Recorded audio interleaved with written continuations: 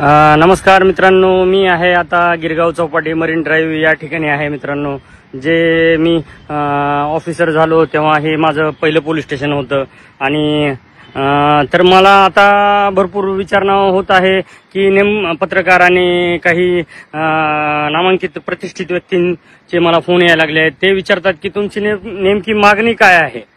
तर ठीक आहे मित्रांनो, जे आरोप आहेत ते बाजूला ठेवूयात. माझी मागणी एवढीच आहे की मला 12 तासाच्या आत कशाच्या आधारावरती मला सस्पेंड केलेलं आहे.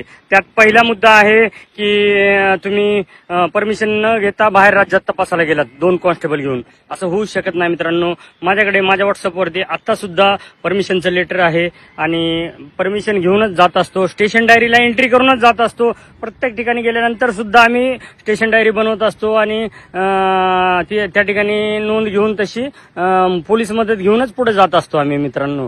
तुम्हाला सर्वांना माहिती असावं म्हणून मी हा व्हिडिओ बनवत आहे.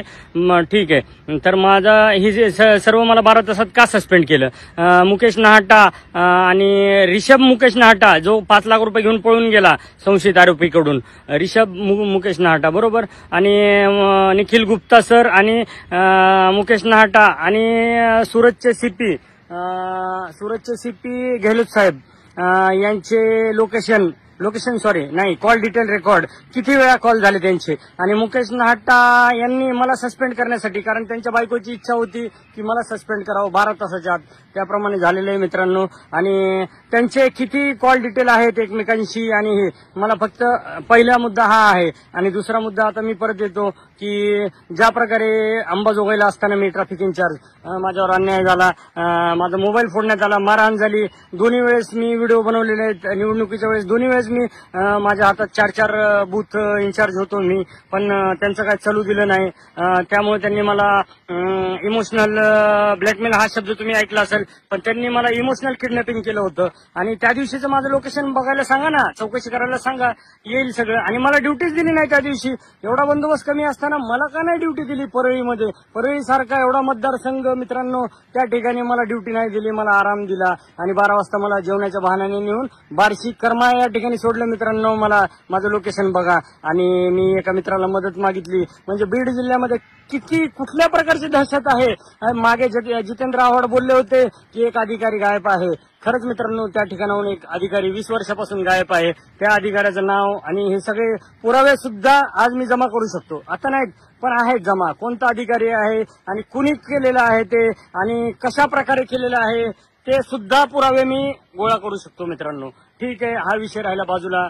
आणि आता दुसरा विषय, मला फक्त मदत आता अपेक्षा आहे माननीय मनसे प्रमुख राज ठाकरे साहेब, आणि ते देतील मला. अजून ते मुंबईमध्ये आहेत किंवा नाही, मी जाऊन आलो कृष्णकुंजवर, पण त्या ठिकाणी एकदम मॉर्निंगला गेलं असल्यामुळं माझी त्यांची भेट झाली नाही किंवा त्यांनी हा व्हिडिओ बघितला नसेल. आता जेव्हा त्यांच्या कानापर्यंत ही गोष्ट जाईल ते नक्कीच मला बोलावून घेतील कृष्णगंजवर, आणि माझे काय समस्या आहे आणि काय आहे. आणि मी फक्त पुरावे आता फक्त राज ठाकरे साहेबांना देणार आहे, कारण माझा आता कोणावरती विश्वास राहिलेला नाही मित्रांनो. आणि मला सस्पेंड काय, आता तर डिसमिस पण झालोय मित्रांनो. एवढे व्हिडिओ बनवले, तेवढे शेअर केलेत. आता मी नंगा आहे आणि नंगे को खुदा भी डरता है. ठीक आहे मित्रांनो, बघूया काय काय होतंय पुढे. आणि मी खऱ्या अर्थानं आता लढाई लढतोय मित्रांनो. ज्याप्रमाणे निखिल गुप्ता साहेब बोलले होते की तुम सब मराठी लोग ऐसे ही होते, मराठी लोगों को सिर्फ पैसा ही चाहिए. ठीक आहे, ते पण आपण तो पण रेकॉर्डिंग भेटेल मित्रांनो. जर तुम्ही लोकांनी मागणी केली ना तर ते सगळं शक्य आहे. तरच त्यांचे कॉल डिटेल आणि माझे कॉल रेकॉर्डिंग हे जनतेला बघायला भेटतील. आणि मग जनतेने विचार करायचं की कशा प्रकारे. मी त्याच वेळेस बोललो असतो त्यांना की एक महाराष्ट्रीयन किंवा मराठा म्हणजे मी जातीने मराठा नाही, पण छत्रपती शिवाजी महाराज आणि छत्रपती संभाजी महाराज यांच्या पवित्र काय म्हणतात ते जन्मभूमीमध्ये मी माझा जन्म झालाय.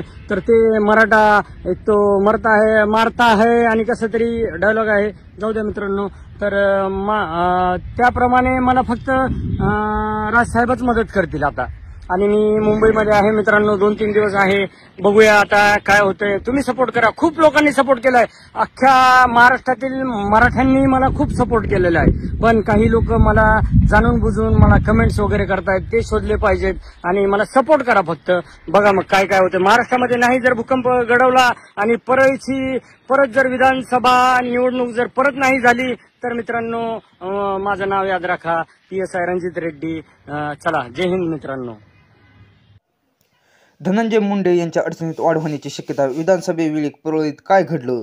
निलंबित होतात पोलीस अधिकाऱ्याने सगळं सांगितलं. रणजित कासले यांनी परळीमध्ये घडलेला प्रकार सांगितला आहे आणि त्यांचा व्हिडिओ देखील सध्या सोशल मीडियावर प्रचंडपणे व्हायरल होताना आपल्याला पाहायला मिळत आहे.